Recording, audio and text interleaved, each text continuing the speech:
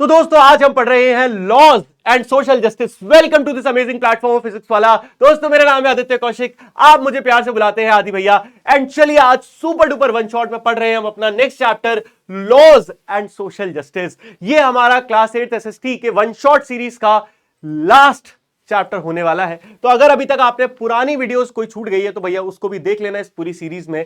यहां पे आज मौज मस्ती के साथ हम इस चैप्टर को खत्म करेंगे। आज इस वीडियो के बाद तुम्हें लिटरली किसी भी और वीडियो की नीड नहीं पड़ेगी, ये मेरी जिम्मेदारी रहेगी आज, ठीक है। तो बिना किसी देरी के फटाफट शुरू करते हैं। ये देखिए दोस्तों, यहां पे आपके आदि भैया कानून लॉ की किताब लिए तैयार खड़े हैं। आपको आज सिखाएंगे कि लॉज एंड सोशल जस्टिस है क्या। तो ये कौन से लॉज हैं जो हमारे गवर्नमेंट ने बनाए हैं जो कि देश में सोशल जस्टिस को प्रोवाइड करते हैं। इतना सिंपल सा ये टॉपिक होने वाला है।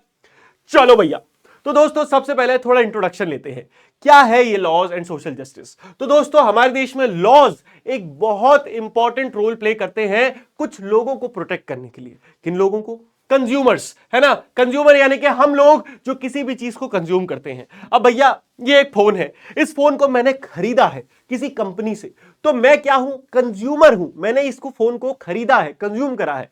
अब मुझे कोई दिक्कत ना आए, ऐसा ना हो कि कंपनी मेरे साथ फ्रॉड कर दे। ये वर्कर जो लोग काम करते हैं किसी कंपनी में उनके साथ, या फिर प्रोड्यूसर जो कंपनी में चीजें बना रहे हैं उनके भी, तो इन तीनों के लिए ही एक प्रोटेक्शन का काम करते हैं लॉज। इन लॉज का जो एम है वो क्या रहता है दोस्तों? सिंपल है, मेंश्योर फेयरनेस इन द मार्केट। हमारा जो पूरा मार्केट है इसमें फेयरनेस बनी रहे। ऐसा ना हो कि भैया कुछ लोग मार्केट में गलत फायदा उठा रहे हैं अपनी पावर्स का, पैसे का, या फिर किसी भी चीज का, अपने कनेक्शंस का, जिससे बाकी मार्केट के जो लोग हैं उनको किसी ना किसी तरीके से नुकसान देखने को मिल रहा है। दूसरा, प्रिवेंट एक्सप्लॉइटेशन। मार्केट में दोस्तों कई बार ऐसी चीजें देखने को मिलती है जहां पे या तो वर्कर्स को या कंज्यूमर्स को एक्सप्लॉइट करा जा रहा है, किसी से 12-12 घंटे काम कराया जा रहा है, किसी को सैलरी नहीं दी जा रही है। इन सब से बचने के लिए हमारे पास हैं कुछ लॉज जो आज इस चैप्टर में हम पढ़ेंगे। तो ये चैप्टर डिस्कस करेगा कि जो वर्कर्स हैं, और बेटा वर्कर का मतलब ये नहीं सिर्फ दिहाड़ी मजदूर, हम भी जितने भी लोग बड़ी बड़ी एमएनसीज में तक काम करते हैं, इवन दे आर वर्कर्स। तो वर्कर के राइट्स के बारे में, मिनिमम वेजेस के बारे में, और role of government in enforcing these laws के बारे में। ठीक है, समझ में आ गया टॉपिक। चलो अब सबसे पहले बात करते हैं एक मेन चीज की कि भैया हमको ये लॉज जो है मार्केट में इनकी जरूरत क्यों पड़ी। इसका बड़ा सिंपल आंसर है, एक लाइन का आंसर है, because the market is driven by profit. Market सिर्फ एक ही चीज पे चलता है, वो है प्रॉफिट। अगर मार्केट में कोई धंधा खोल के बैठा है, किसी का कोई बिजनेस है, तो कोई यहां पे चैरिटी करने के लिए मार्केट में नहीं आया है। सबको क्या करना है? प्रॉफिट कमाना है। और कई बार इस प्रॉफिट कमाने का लालच इंसान के सर पे इतना चढ़ जाता है, इतना बढ़ जाता है लालच, कि वो इंसान को इंसान समझना बंद कर देता है ना। प्राइवेट कंपनीज क्या करती हैं? अपना कॉस्ट रिड्यूस करने के लिए किसी भी हद तक जा सकती हैं और अपना प्रॉफिट्स बढ़ाना चाहती हैं, जिसी की वजह से क्या होता है, अक्सर वो अपने एम्प्लॉइज को लो वेजेस देते हैं। जितना रिक्वायरमेंट है उससे भी कम पैसा उन्हें दिया जाता है।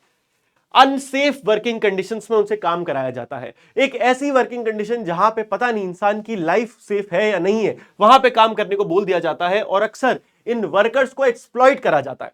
अब हो सकता है आपके दिमाग में एक सवाल आ रहा हो कि आदि भैया ये वर्कर्स एक्सप्लॉइट होते क्यों हैं, चुपचाप वो नौकरी छोड़ दें। तो बेटा इसका बड़ा सिंपल आंसर है, हमारे देश में इतनी भयंकर बेरोजगारी है कि अगर एक व्यक्ति नौकरी छोड़ने की बात भी करता है तो आप सोचिए उसके पीछे 15 लोग तैयार खड़े हैं जो 5,000 कम तनख्वाह में तैयार है। तो सपोज करो एक जगह पे एक दुकान में एक लड़के की जरूरत है, तो मालिक कहता है कि भैया मैं तो तुझे 8,000 रुपए दूंगा। तो वो लड़का कहता है कि साहब 8,000 में कैसे मेरा घर चल पाएगा, कम से कम आप 10 से 12,000 कर दो।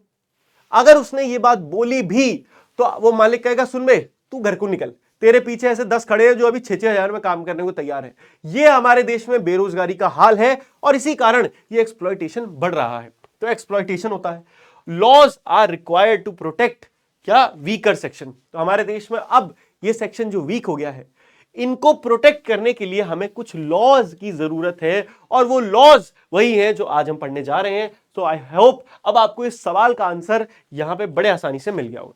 ठीक है, अब आगे बात करते हैं इंपॉर्टेंस क्या है इन लॉज की, importance of laws in protecting workers. तो अब ये लॉज की जरूरत जो है, इंपॉर्टेंस क्या है? पहला कि भाई वर्कर्स जो है उनके पास बार्गेनिंग की पावर ही नहीं है। क्या नहीं है? बार्गेनिंग की पावर नहीं है, जो मैंने अभी आपको बताया, less bargaining power, fear of unemployment, कि भैया लड़का दुकान पे काम करता है, जहां उसने एक शब्द निकाला नौकरी खिलाफ, खट से निकाल दिया जाएगा। तो उसको डर है, लगातार डर बना हुआ है कि मेरी नौकरी ना छूट जाए, क्योंकि मेरा पूरा परिवार डिपेंडेंट है इस नौकरी पे। तो अब मालिक चाहे मुझसे अपने घर के काम करा रहा है, मालिक चाहे मुझे गाली दे रहा है दिन रात, मालिक चाहे मुझे रात भर काम करा रहा है, मुझे फिर भी काम करना पड़ेगा। क्यों? क्योंकि मेरा पूरा परिवार निर्भर है इस नौकरी पे। समझ में आ रहा है? एम्प्लॉयर्स अक्सर क्या करते हैं, फोर्स करते हैं अपने वर्कर्स को कि वो बहुत कम सैलरी पे काम करने के लिए राजी हो जाए और उसके लिए कई घंटे काम करें। अच्छा, इसी से रिलेटेड एक चीज बताता हूं, आपको बड़ी इंटरेस्टिंग लगेगी। इमेजिन करो, आपको एक ऐसी नौकरी के बारे में बताऊं भारत में, है ना, जहां अभी हम दुनिया भर के लेबर लॉज और ये सब की बात कर रहे हैं, ऐसे में आज भी एक ऐसी नौकरी है जहां पे आपको दिन के 12 घंटे जॉब करनी होती है, 12 आवर्स शिफ्ट होती है, आपकी सैलरी मुश्किल से 10 से 18,000 रुपए होती है, एंड आपको, माइंड यू गाइज, पूरे 365 दिन में से एक सिंगल दिन भी छुट्टी नहीं मिलती। चाहे संडे हो, चाहे होली हो, चाहे दिवाली हो, फर्क नहीं पड़ता, आपको एक भी छुट्टी नहीं मिलेगी। अगर आपको छुट्टी लेनी है तो उसके लिए आपको अपनी तनख्वाह, सैलरी कटवानी पड़ेगी। और दोस्तों, ये जॉब है एक सिक्योरिटी गार्ड की। ये रियलिटी है। हमारे देश में इस समय जो सिक्योरिटी गार्ड इंडस्ट्री है वो इतनी ज्यादा खराब है कि वहां पे 12 घंटे काम कराया जाता है एक सिक्योरिटी गार्ड से, 10 से 12-15 हजार रुपए उसको तनख्वाह दी जाती है और एक सिंगल भी छुट्टी नहीं दी जाती। इमेजिन ये कैसी वर्किंग कंडीशंस है। तो ऐसे में ये लॉज जो है, जो अभी तक हमारे देश में सही से इंप्लीमेंट नहीं हो पाए हैं, ये लॉज जो है हेल्प करते हैं ऐसी एक्सप्लॉयटेशन को प्रिवेंट करने में और वर्कर्स की डिग्निटी को बनाए रखने में। समझ में आ रहा है? चलो, अब बात करते हैं हम ऐसे ही एक एक्ट की, जैसे कि है मिनिमम वेजेस एक्ट। तो अभी हम आगे और भी अलग अलग एक्ट की बात करेंगे, लेकिन आज जो इस चैप्टर का हीरो है, जहां से आपको गारंटीड सवाल देखने को मिल रहा होगा, वो है ये टॉपिक, मिनिमम वेजेस एक्ट। अब इसको ध्यान से पढ़ लिया, समझ लो एक क्वेश्चन आपका यही हो गया। तो ये मिनिमम वेजेस एक्ट क्या कहता है कि हमारे देश में जो वर्कर्स हैं, उन सारे वर्कर्स के लिए एक मिनिमम वेजेस आपको देने ही पड़ेंगे। मतलब एक सैलरी मान लो डिफाइन कर दी हमने, इससे कम सैलरी आप नहीं दे सकते। एम्प्लॉयर्स कैन नॉट पे बिलो दिस वेज। तो इस सैलरी से नीचे एम्प्लॉयर्स पैसा नहीं दे सकते। लेकिन भैया रियलिटी यह है कि हमारे देश में इस मिनिमम वेज एक्ट की इतनी सी भी नहीं सोची जाती।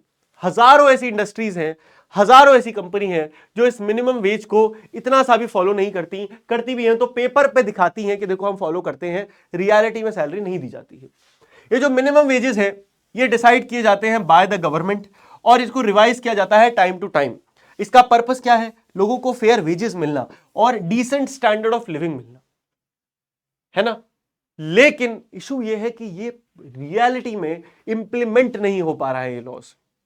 तो अगर हम एक अच्छे लेवल की जॉब्स की बात करें, चाहे आप एक बार ऑफिस में आ जाओ, है ना, तो यहां पे ये सारी चीजें मानी जाती है। ऑफ कोर्स अच्छी कंपनी में, अच्छी पावरफुल एजुकेटेड पोजीशंस पे आप जाएंगे तो वहां पे मिनिमम वेजेस का कॉन्सेप्ट आपको देखने को मिलेगा। लेकिन समस्या आ रही है वहां पे जहां पे बेचारे अनपढ़ लोग हैं। सिक्योरिटी गार्ड हो गए आपके, है ना, फैक्ट्री वर्कर्स हो गए आपके, लेबर हो गए, प्लम्बर, कारपेंटर, इंजीनियर नहीं, प्लम्बर, कारपेंटर, ये सारे जहां पे एजुकेशन बहुत कम है, इन लोगों को एक्सप्लॉइट किया जा रहा है। इन लोगों को मिनिमम वेजेस नहीं प्रोवाइड किए जा रहे हमारे देश में।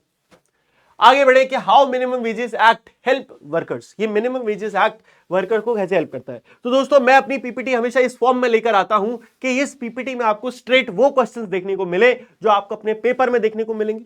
यहां पॉइंटर्स है, इन पॉइंटर्स से आप एक शानदार जानदार आंसर बना सकते हैं जहां से आपको फुल मार्क्स गारंटीड हो जाते हैं। अब देखो, सवाल कह रहा है कि भैया ये मिनिमम वेजेस एक्ट जो है ये वर्कर्स की हेल्प कैसे करेगा? तो सबसे पहले तो ये प्रोटेक्ट करेगा वर्कर्स को एक्सप्लॉयटेशन से। दूसरा, ये फेयर पेमेंट लोगों के लिए अलाउ करेगा, हेल्प करेगा वर्कर्स को कि वो एक डिग्निफाइड लाइफ जी सकें। Reduced inequality between workers and employers, है ना। तो दोस्तों, इसी से मैं आपको एक कॉन्सेप्ट समझाता हूं जो कि है पे पैरिटी। कभी आपने शब्द सुना है पे पैरिटी? यूएस और इंडिया का थोड़ा सा कंपैरिजन करते हैं इसमें। तो अब जो हम टॉपिक पढ़ रहे हैं वो है पे पैरिटी। तो पे पैरिटी का मतलब ये होता है कि किसी भी जगह पे सैलरीज यानी कि पे जो है उसका डिफरेंस किस लेवल पे है। For example when we talk about India, जब हम भारत की बात करते हैं तो भारत में अगर पे पैरिटी देखें तो वो बहुत एक्सट्रीम है ना। तो इंडिया में पे पैरिटी एक्सट्रीम है। अब ये कैसे एक्सट्रीम है समझो। ऐसे एक्सट्रीम है, इंडिया में अगर कोई डॉक्टर है तो डॉक्टर क्यों एवरेज सैलरी एक डॉक्टर जो उठाता है, एवरेज मैं बता रहा हूं, ठीक ठाक 5-6 साल एक्सपीरियंस डॉक्टर जो है वो महीने की 1 से 2 लाख सैलरी उठाता है। ठीक है, एक अच्छा डॉक्टर। वहीं पर अगर आप डॉक्टर के साथ साथ बात कर लें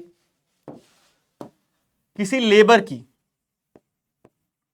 तो एक लेबर महीने में 4-5 साल एक्सपीरियंस लेबर महीने के 10 से 12 हजार रुपए ही कमा पाता है एवरेज। कुछ ज्यादा भी कमा लेते होंगे लेकिन कुछ कम भी कमाते हैं।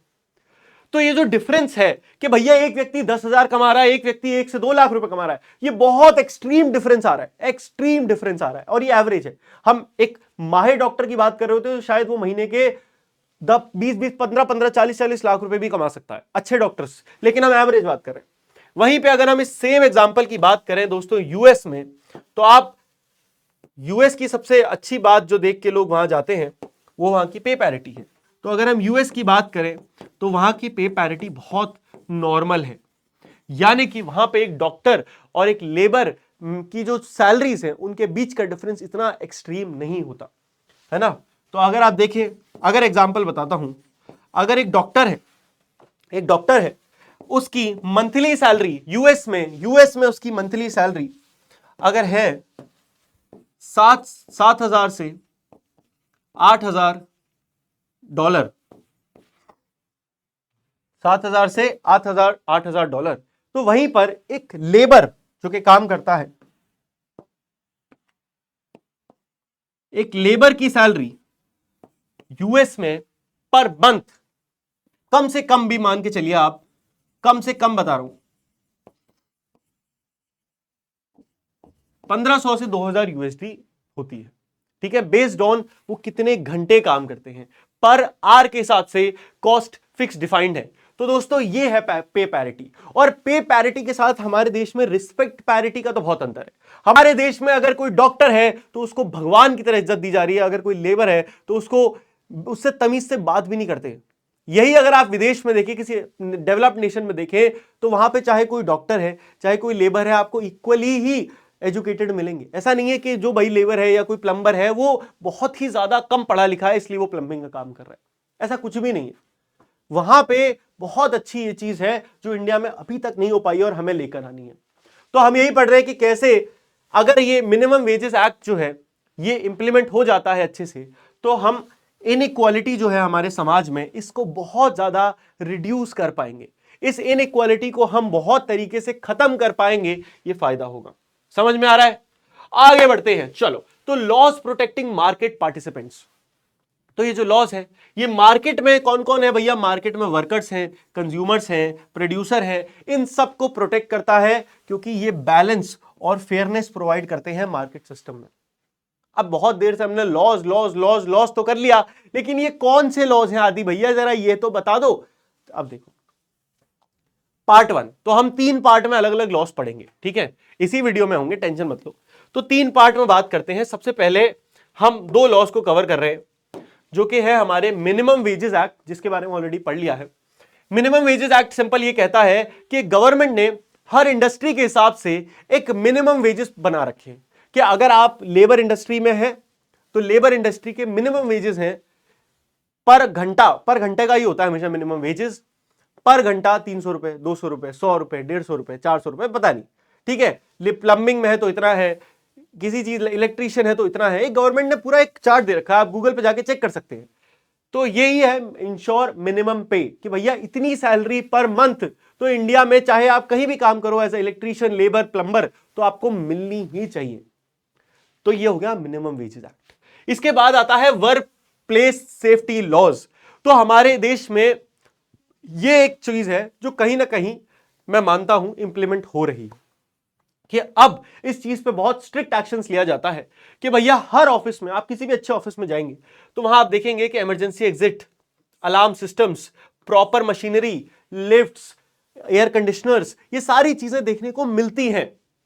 क्योंकि ये अब ये शौक से नहीं कर रहे, ये कंपनी को मजा नहीं आ रहा खुद से करने में, ये इनको गवर्नमेंट ने मैंडेटरी किया हुआ है, इसीलिए ये सब किया जा रहा है। आपको पता है आज के समय में अगर आपको कोई रेस्टोरेंट खोलना है, अगर आपको कोई ऑफिस खोलना है, तो आपको पहले फायर डिपार्टमेंट से एक अप्रूवल लेना पड़ता है कि भैया आपके यहां proper fire exits, fire extinguishers, सारी चीजें हैं। कल को अगर आग लग जाए तो आपने इसके लिए प्रॉपर कंडीशंस बना रखी हैं कि नहीं बना रखी हैं।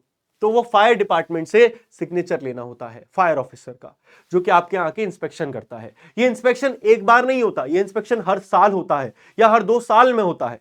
तो इसके कारण ये वर्क प्लेस सेफ्टी लॉज जो है ना, इनका काम क्या है कि वर्क प्लेस पे आपको सेफ्टी कंडीशंस प्रोवाइड करी जाए with the help of emergency exit, alarm system या प्रॉपर मशीनरी। इसका एम क्या है कि भैया एक्सीडेंट्स जितने होते हैं वर्क प्लेस पे उनको प्रिवेंट किया जाए, कम से कम कर दिया जाए एक्सीडेंट्स को, और वर्कर्स की जो सेफ्टी है उसको इंश्योर किया जाए, है ना। नाम से ही पता चलता है वर्क प्लेस सेफ्टी, तो वर्कर्स की जो सेफ्टी है उसको इंश्योर किया जाए। समझ में आए? समझ में आए? बढ़िया, चलो आगे बढ़ते हैं। इजी है, एकदम इजी चैप्टर है। पार्ट टू में हम बात करेंगे 2 और लॉज की। दूसरे पहले है प्रोडक्ट क्वालिटी लॉज। तो प्रोडक्ट क्वालिटीज लॉ क्या करते हैं? Ensure safe medicine and goods.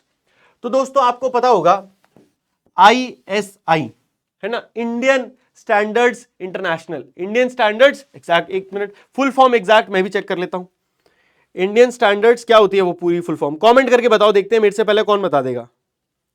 Indian standard ISI mark full form, Indian standard institutions mark, है ना। तो ये होती है फुल फॉर्म जो हमें एकदम याद होनी चाहिए। तो इस तरीके का एक मार्क होता है, ISI रेटिंग होती है, ठीक है। ये ISI जो है, इंडियन स्टैंडर्ड इंस्टीट्यूशंस जो है, हर चीज जो हमारे मार्केट में है उसको एक स्टैंडर्ड रेटिंग देता है। उस रेटिंग के अकॉर्डिंग आपको हमेशा देखना होता है कि क्या ये प्रोडक्ट इस लायक है कि भैया ये मार्केट में बिकना चाहिए कि नहीं। तो ये ISI जो है इसकी एक रेटिंग होती है हर प्रोडक्ट की। तो उसी रेटिंग को कंट्रोल करने के लिए हमने ये लॉज बनाए हैं, प्रोडक्ट क्वालिटी लॉज। मतलब आप इंडिया के मार्केट में अपने मन मर्जी से कुछ भी बना के ऐसे नहीं बेच सकते, आपको उसके लिए सर्टिफिकेशन चाहिए। अगर आपको इंडिया में कोई रेस्टोरेंट खोल के खाना भी बेचना है तो उसके लिए आपको फूड लाइसेंस चाहिए।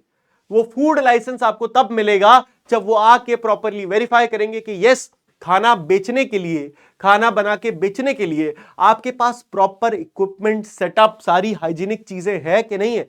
कहीं पता चला आप रोड पे ही बस आपने एक कढ़ैया लगा दी है रोड पे और दे दनादन पूरी तले जा रहे हो और वहां पे जोमेटो तड़ातड़ तड़ातड़ भेजे जा रहे हो, तो भैया ऐसा नहीं होता है। इसकी जगह प्रॉपर सेफ्टी सारी चीजें चेक करी जाती हैं और तब ये सर्टिफिकेट्स आपको दिए जाते हैं। Same goes for medicine. India में आप कोई भी मेडिसिन इस तरीके से नहीं बेच सकते। हर मेडिसिन के पीछे पहले टेस्टिंग होती है, गवर्नमेंट टेस्टिंग करती है, उसको वेरीफाई करती है, तब जाके वो पास होती है और आगे बेची जाती है।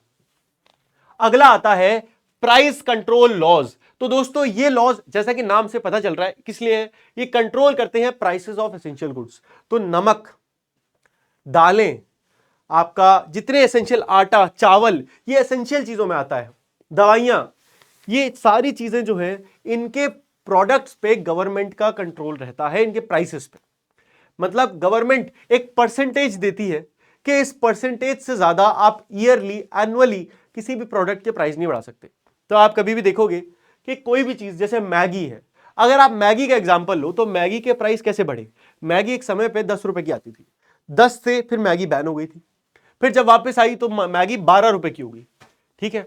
12 के बाद 1 साल बाद, 2 साल बाद वो 14 की हो गई, अब वो 15 की हो गई, फिक्स प्राइस। तो इस तरीके से कैसे 1-1, 2-2 रुपए करके प्राइस बढ़ा। ऐसे ही मार्केट ने एक प्राइस कंट्रोल लगा रखा है जिससे कोई भी कंपनी एकदम से एक फिक्स परसेंटेज से ज्यादा अपना प्राइस बढ़ा नहीं सकती। अगर वो चीज आज 10 रुपए की बिकती है और गवर्नमेंट ने उस पर 10% का ही हाइक का पावर दे रखी है, तो एक साल में उसका प्राइस 10 से 11 ही हो सकता है। इससे ज्यादा प्राइस बढ़ा ही नहीं सकती कंपनी चाह के भी। This is called the price control laws on essential goods. और ये किस लिए है, क्या प्रोटेक्ट करते हैं, ये हमारे पुअर कंज्यूमर्स के लिए है इंपॉर्टेंट। तो वो कंज्यूमर्स जो बेचारे गरीब हैं, जिनके पास पैसे नहीं है महंगे प्रोडक्ट्स, अच्छे प्रोडक्ट्स लेने के, उनके लिए ये आते हैं। दूसरा, पब्लिक हेल्थ। जनरल समाज, जनरल जनता जो है हमारे देश की, ज्यादातर जनता वो कैसी है, वो गरीब है।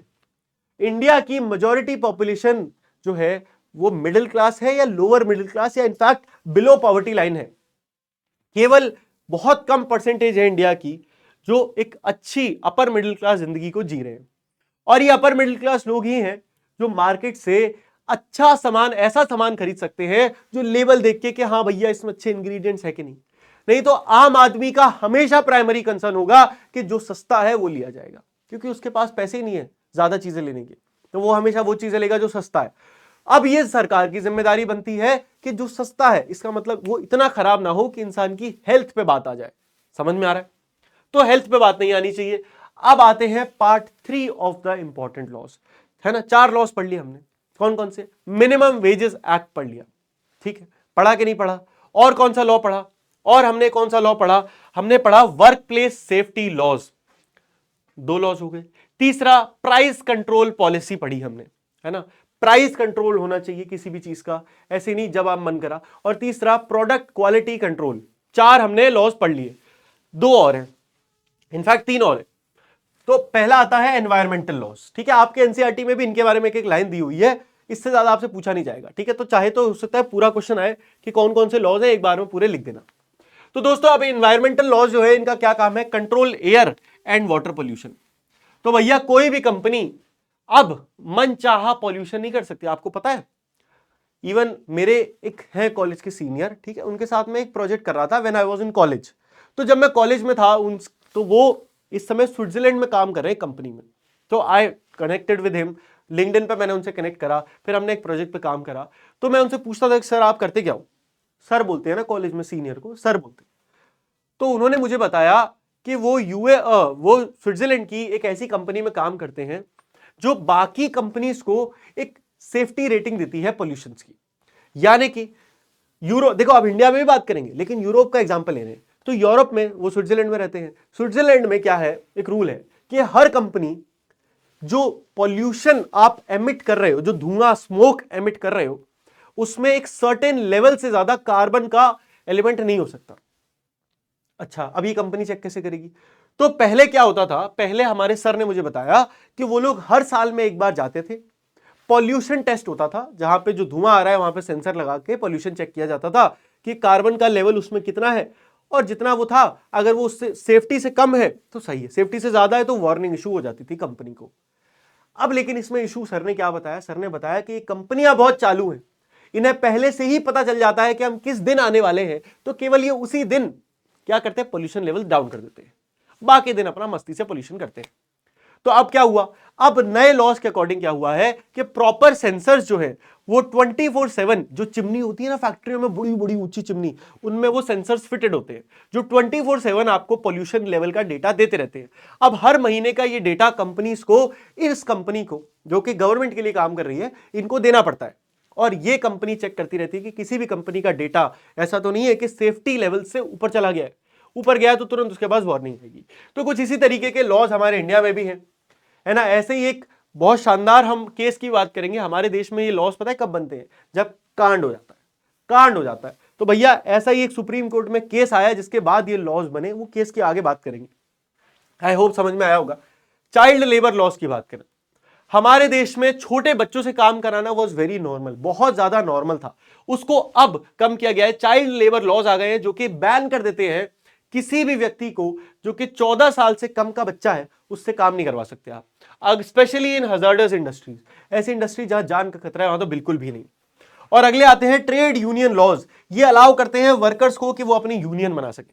तो दोस्तों बड़ी बड़ी फैक्ट्री जो होती है वहां पे ट्रेड यूनियन होते हैं, ठीक है, वहां पे क्या होता है, एक यूनियन यानी कि एक तरीके की पॉलिटिकल पार्टी होती है, इस पॉलिटिकल पार्टी का एक लीडर होता है, और ये लीडर का काम है जो मालिक है कंपनी का उसके साथ अपनी रिक्वायरमेंट्स को लगातार शेयर करते रहना, फीडबैक देना। अगर वर्कर्स के लिए कोई समस्या आ रही है तो उसके लिए आवाज उठाना, वर्कर की सैलरी नहीं बढ़ रही, आवाज उठाना, किसी वर्कर के साथ अत्याचार हो रहा है, आवाज उठाना। तो और इस यूनियन में पावर क्यों है? क्योंकि अगर अकेला बंदा होगा तो उसको तो नौकरी से चुपचाप रातों रात गायब कर दिया जाएगा, लेकिन अगर यूनियन का हिस्सा होगा तो एक के साथ कुछ गलत हुआ तो पूरी यूनियन आपके खिलाफ है। इसीलिए मालिक बहुत सोच समझ के किसी भी यूनियन से पंगा लेता है। अब वर्कर्स की वर्थ क्या है हमारे देश में? देखो भैया, फॉरेन कंपनियां इंडिया में अपनी फैक्ट्री सेटअप करती हैं, क्यों? ताकि उन्हें भारत का सस्ता चीप लेबर मिल पाए। सेफ्टी कॉस्ट इंडिया में बहुत लो है, इंडिया में सेफ्टी चीजों पे बहुत कम ध्यान दिया जाता है, इसीलिए ये फॉरेन कंपनीज आके इंडिया में अपनी फैक्ट्री लगा लेती है, जहां पे इनका बहुत पैसा बच जाता है। यहां पे वर्कर्स को ऐसे ट्रीट किया जाता है जैसे वो इजीली रिप्लेसेबल है, कि भैया जिसने ज्यादा चू चपड़ करी, जिसने ज्यादा बोला, उसको कर दो गायब, आया बेटा तू चल ले घर, अगला आएगा। एग्जाम्पल के लिए दोस्तों बहुत इंपॉर्टेंट है union carbide factory Bhopal. Union carbide की फैक्ट्री थी दोस्तों भोपाल में, एक कंपनी है, और ये कंपनी ऐसी कंपनी थी जिनकी फैक्ट्री थी भोपाल में। और इस भोपाल में क्या हुआ, एक ऐसी ट्रेजेडी हुई जिसने आज तक भोपाल के लोगों को परेशान करा है। इसकी भी आगे बड़ी डिटेल में चर्चा करेंगे। इसके ऊपर तो एक वेब सीरीज भी बनी है, कौन सी वेब सीरीज बनी है जरा कमेंट करके बताइए। देखिए, तो भोपाल प्लांट की बात कर रहे हैं, यहां पे सेफ्टी कंडीशंस देखो, सेफ्टी सिस्टम्स बहुत पुअर थे, इनकम्प्लीट थे, प्रॉब्लम्स थी जैसे कि ट्रेनिंग नहीं दी जाती थी, फ्यू सेफ्टी डिवाइसेस थे, रिड्यूस्ड वर्कर्स कम थे, है ना। और यूसी प्लांट जो है यूएसए में, यूनियन कार्बाइड सेम कंपनी का जो प्लांट अमेरिका में है, उससे जमीन आसमान का अंतर था भारतीय प्लांट में, कि भैया इंडिया में आसान है तो इंडिया में क्या करो, सस्ते में पूरा प्लांट चला दो, कम लोगों को ट्रेनिंग दी जाएगी, कम लोगों को हायर किया जाएगा, ऐसे ही काम चल जाएगा। इससे क्या हुआ अब देखो, आगे तो हम बात करेंगे ही, लेकिन इससे क्या होता है, भोपाल में एक ऐसा दिन आता है जिस दिन यूनियन कार्बाइड से, कार्बाइड जो गैस है एक वहां की, वो गैस लीक कर जाती है। और ये गैस कोई नॉर्मल गैस नहीं थी, ये एक पॉइजनस गैस थी, जानलेवा गैस थी। तो आप सोचो, विदेशी एक कंपनी आई भारत में, सबसे पहले तो इस कंपनी के खिलाफ एक बहुत बड़ा इशू ये था कि ये जो फैक्ट्री है इसमें पॉइजनस गैस का यूज हो रहा है, ये फैक्ट्री एक पॉपुलेशन के एरिया से काफी दूर होनी चाहिए, ऑब्वियस सी बात है, लेकिन फिर भी बहुत सारे पैसे घूस वूस खिला के बहुत शहर के, भोपाल के एकदम जस्ट पास ये फैक्ट्री को परमिशन मिल जाती है। परमिशन मिल गई, सबसे पहली बात तो मजे में, पता नहीं कैसे मिल गई, अब मिल गई। वहां पे इतना ज्यादा केयरलेसनेस है, भयंकर केयरलेसनेस है, कि वहां से पॉइजनस गैस पूरे भोपाल में फैल जाती और हजारों लाखों लोगों इससे अफेक्ट होते हैं, कई जाने जाती हैं, और कई लोग लाइफ टाइम के लिए अपंग हो जाते हैं, अपाहिज हो जाते हैं, इंपेयरमेंट आ जाता है, कोई देख नहीं पा रहा, किसी का हाथ नहीं चल रहा, कोई पैरालिसिस हो गया किसी को, है ना। आप सोचो, आने वाली पुश्तें तक में प्रॉब्लम हो रही है, कि जब बच्चों के बच्चे हो रहे हैं उनमें भी इंपेयरमेंट आ रहा है, किसी का पैर मुड़ा हुआ है, ऐसी दिक्कतें आ रही है। This is the Bhopal gas tragedy. अगर आपको इसको और बेहतर तरीके से समझना है तो मैं आपको रेकमेंड करूंगा कि आप एक वेब सीरीज है नेटफ्लिक्स पे दोस्तों, द रेलवे मैन, आप ये वेब सीरीज देख सकते हो, एंड आपको पता चलेगा कि यहां भोपाल में क्या हुआ था। शानदार वेब सीरीज है, ठीक है। चलो, अब वाई वर्कर्स आर नेग्लेक्टेड, क्यों नेग्लेक्ट किया जाता है वर्कर्स को? इसीलिए मैंने आपको बताया था, क्योंकि भारत में अथाह बेरोजगारी है, इंडिया में हाई अनएम्प्लॉयमेंट रेट है, जिससे वर्कर्स के पास कोई जॉब सिक्योरिटी है ही नहीं, है ना। क्योंकि भाई कंपनी को पता है कि अगर ये चला गया तो 4 और खड़े, 36 खड़े हैं, मुझे कोई टेंशन नहीं है, इस बंदे को टेंशन है, ये अपनी नौकरी कहां ढूंढेगा, हमारे पास तो बहुत लोग हैं। और कोई स्ट्रॉन्ग यूनियन इंडिया में नहीं है। कंपनी इग्नोर करती है सेफ्टी, क्योंकि वर्कर्स आसानी से रिप्लेस किए जा सकते हैं। Similar negligence seen in mines और रिकंस्ट्रक्शन साइट्स पर भी आपको ऐसी चीजें देखने को मिलती हैं। एनफोर्समेंट ऑफ सेफ्टी लॉज, तो गवर्नमेंट ने जो सेफ्टी बनाई है, लॉज बनाए हैं, अब ये जिम्मेदारी सरकार की बनती है। सरकार की जिम्मेदारी है कि वो जो लॉज को बनाए, उसके साथ साथ सबसे इंपॉर्टेंट है वो इन लॉज को एनफोर्स भी कराए, सिर्फ बनाने से काम नहीं चलेगा। तो दोस्तों, इसी के अंडर में आता है एक चीज जो कि राइट टू लाइफ है। अब किसी इंसान ने सुप्रीम कोर्ट में एक केस उठाया कि सर एक बात बताइए, अगर मैं किसी ऐसी कंपनी में काम कर रहा हूं जहां पे मेरी जान को खतरा और कल को मेरी जान चली जाती है, उसमें मेरी तो गलती नहीं है, लेकिन यहां पे मेरा कॉन्स्टिट्यूशनल राइट जो है आर्टिकल 21 राइट टू लाइफ, वो तो छिन गया। तो ये कैसा देश है और ये कैसा कॉन्स्टिट्यूशन है जो मेरे को फंडामेंटल राइट लिखा तो हुआ है लेकिन पूरा तो कर नहीं पा रहा, है ना। तो भैया राइट टू लाइफ कहता है कि सेफ्टी और हेल्थ सबको मिलनी चाहिए, लेकिन इंडिया में सेफ्टी लॉज बड़े वीक है और पुअर एनफोर्स्ड है।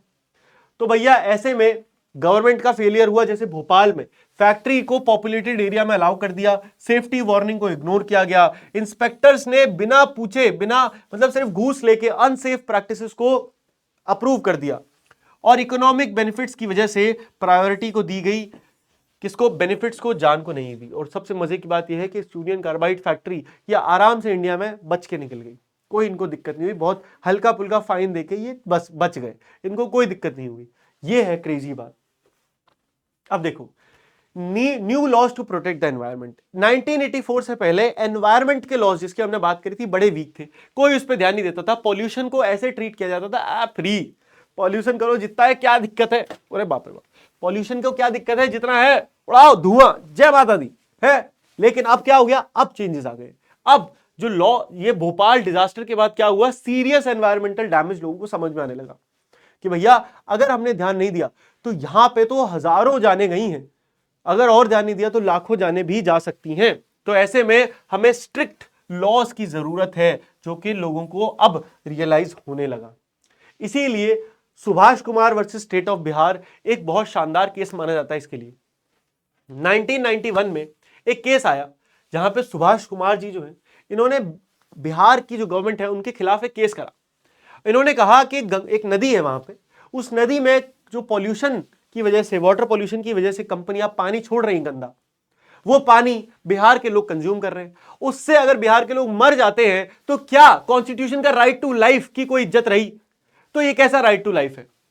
तो बात तो सही है। इसीलिए क्या हुआ, सुप्रीम कोर्ट ने इसका जो डिसीजन दिया वो दिया कि भैया right to clean air and water सबका अधिकार है, और ये part of right to life के अंडर में ही आता है। तो अब जो लोग एक लेवल से ज्यादा, मतलब देखो एक सर्टेन लेवल का पोल्यूशन तो होगा ही अगर आप काम करोगे तो, है ना, फैक्ट्रीज है, लेकिन वो एक सर्टेन लिमिट, सेफ्टी लिमिट से ऊपर गया तो उनको पनिशमेंट अब दी जाएगी।